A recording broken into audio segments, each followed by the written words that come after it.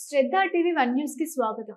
కేంద్ర నరేంద్ర మోడీ ప్రభుత్వం petrol diesel ధరలపై ₹3 అదనంగా పెంచడానికి నిరసిస్తూ భారత కమ్యూనిస్ట్ పార్టీ సిపిఐ కాకినాడ జిల్లా సమితి ఆధ్వర్యంలో శుక్రవారం ఉదయం స్థానిక మదర్ తెరీసా బొమ్మ నుండి కల్పన సెంటర్ వరకు నిరసన ప్రదర్శన నిర్వహించారు. ఆటోలను, బైకులను తాళ్లతో లాగుతూ భవిష్యత్తులో మోడీ ప్రధానిగా ఉంటే ఇంకా ఇలాగే బతకాలని నినాదాలు చేస్తూ ప్రదర్శన నిర్వహించారు. అనంతరం ఈ కార్యక్రమాన్ని ఉద్దేశించి తాటిపాక మధు మాట్లాడుతూ, ఈ మధ్య జరిగిన ఎన్నికల సభలో మోడీ మాట్లాడుతూ భవిష్యత్తులో పెట్రోల్ డీజిల్ ధరలు పెరగవని చెబుతూ ఎన్నికలు పూర్తి కాగానే ఈ రోజు నుండి పెట్రోల్ డీజిల్ ₹3 వరకు పెంచారని ఆయన విమర్శించారు.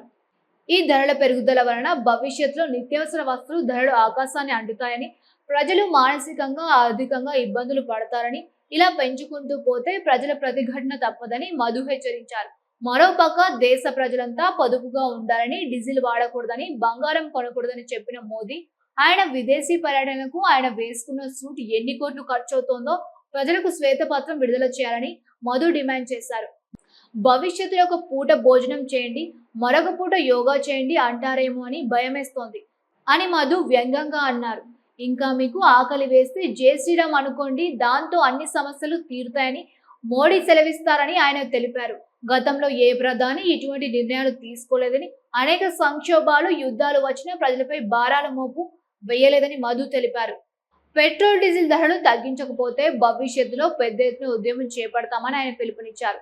ఈ కార్యక్రమంలో సిపిఐ జిల్లా కార్యదర్శి కె బోడకొండ, జిల్లా సహాయ కార్యదర్శి తోకల ప్రసాద్, పార్టీ నాయకులు P Satyanarayana, K Appalaraju, MOs Narayana, AIYF నాయకులు శ్రీను, మహిళా సమైక్య నాయకురాలు Satyaveni, Ramalakshmi, auto workers union అధ్యక్షులు భూషాణం జాన్ తదితరులు పాల్గొన్నారు. ప్రభుత్వం నరేంద్ర మోడీ నేటి నుంచి పెట్రోల్ డీజిల్ మీద ₹3 అదనంగా తక్షణమే అమలుకు వద్దని చెప్పడాన్ని నిరసిస్తూ ఈరోజు సిపిఐ కాకినాడ జిల్లా సమితి ఆధ్వర్యంలో ఇలా తాళ్లు కట్టుకుని ఆటోల్ని, బండులు లాగుతూ ఇక చివరికి దిక్కైనా ఈ విధంగా నిరసన చేపట్టాం. ఒకటే అడుగుతున్నాం, నరేంద్ర మోడీ నువ్వు ఎన్నికల్లో చాలా మాటలు చెప్పావు. ఎన్నికలు పూర్తయినా సరే మేము ఖచ్చితంగా పెట్రోల్ డీజిల్ పెంచము అని చెప్పాం.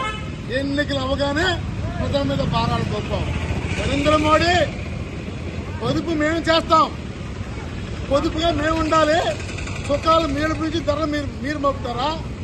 మీరేమో ధరలు పెంచుకుంటూ పోండి, మేమే పొదుపుగా తినకుండా, ఆకలితో అల్లాడి, బండ్లు తిప్పకుండా, ఆటోలు వేయకుండా మేము ఆకలితో చచ్చిపోతుంటాం.